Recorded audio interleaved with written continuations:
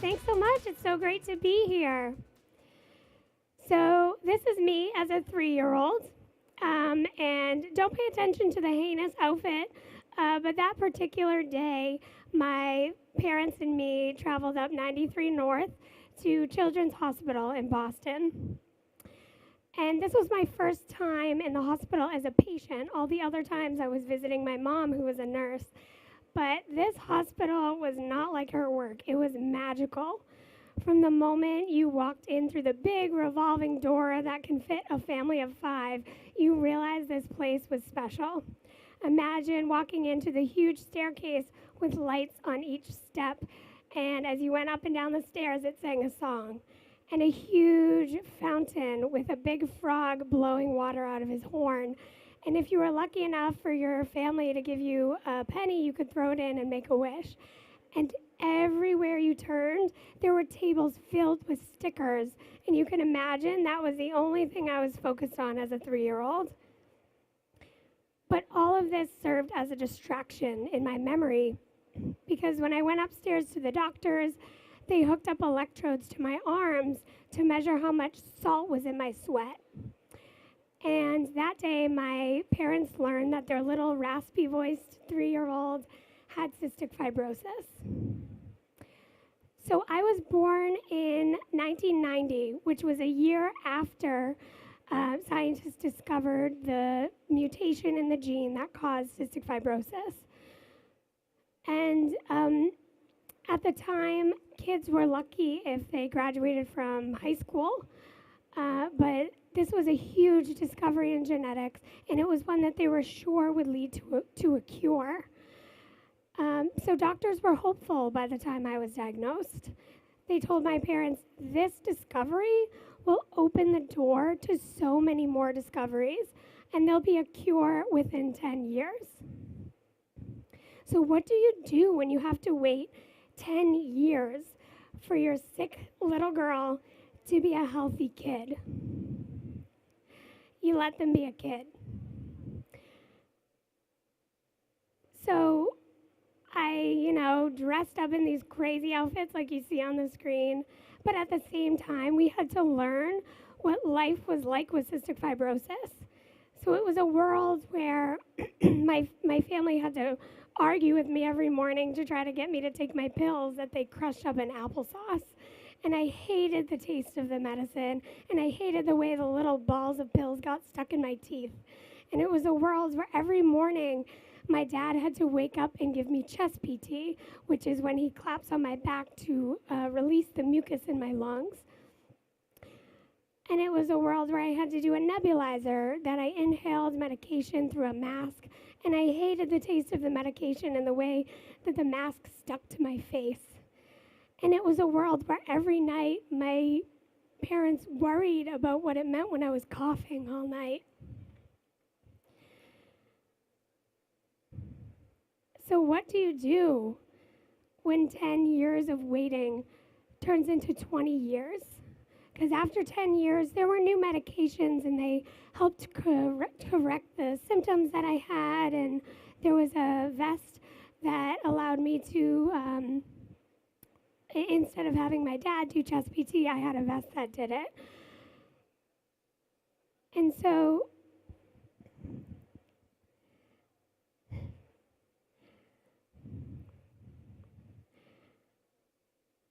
after these 10 years of waiting, I learned that cystic fibrosis wasn't just a nuisance illness where you get pills stuck in your face and a mask stuck to your face. It was progressive, and it could progress to a point where it could kill me. I learned that there was a good chance that I wouldn't make it to my 30s. So when I pictured my future, I just saw this big black expanse that I could never imagine. So what do you do when you feel like you don't have any more time to wait? Because as I continue to wait, I continue to get sicker. I spent more and more time in the hospital, and my lungs were infected with a bacteria called Burkholderia cepacia. And this is the bacteria you do not want to get when you have cystic fibrosis.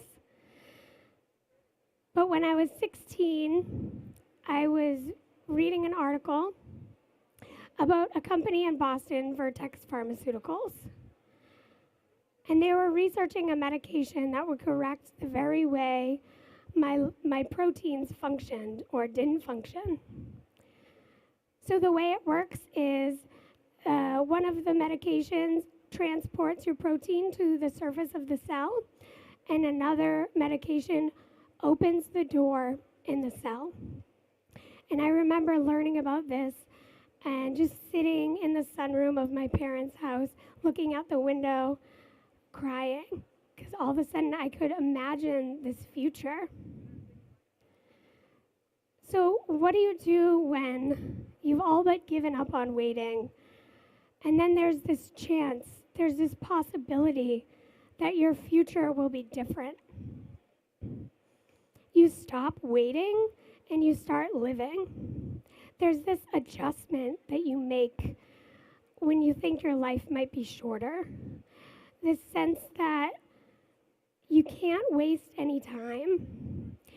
So every day becomes that much more bright. Birthdays become more than just an excuse to eat cake. They're a finish line, a celebration, another year getting to experience everything that life has to offer. From your first kiss, driving your first car, studying for the SATs, going to prom with your high school sweetheart.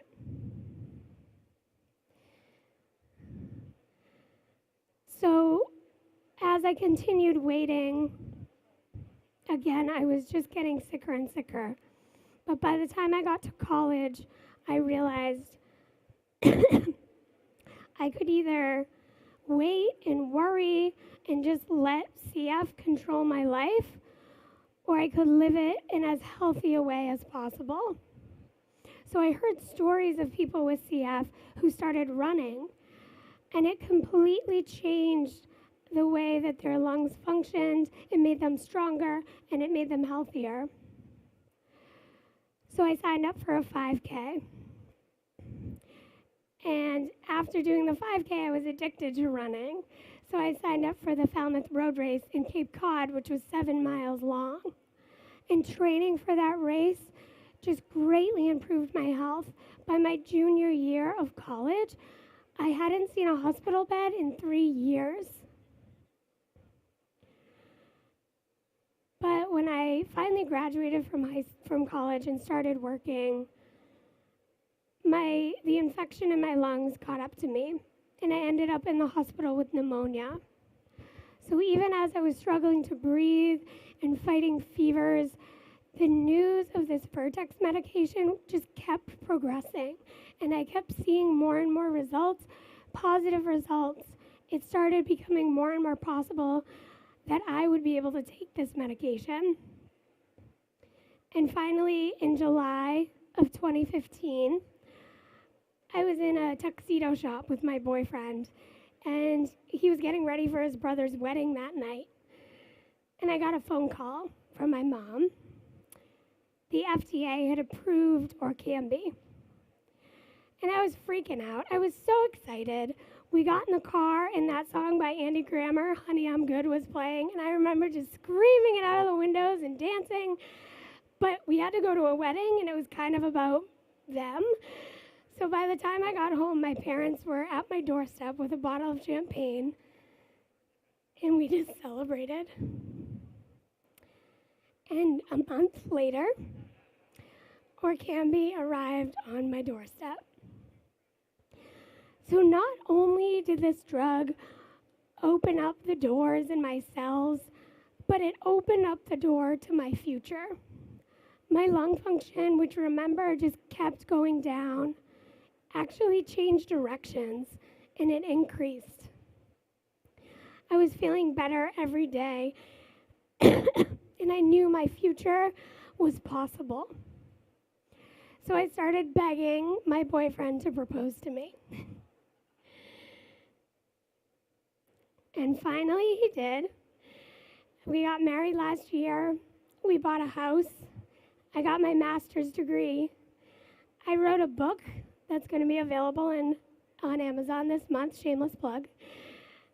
And I started doing everything I never thought was possible. I'm living in that black expanse that I could never imagine. And it's because of science. Now I still have cystic fibrosis, but it's a different version of CF. It's a less scary version. And I still remain hopeful for my future and the future of so many others because I've seen what is possible because of science. I've seen the trend on my lung function chart literally change directions because of science. And I've seen the door to my future swing wide open because of science. In August, I'll turn 28 years old, and my life is the exact opposite of what I thought it would be. And it's because of people in this room who work for companies that are working to change lives. And I can't help but thank all of you for that. Thank you.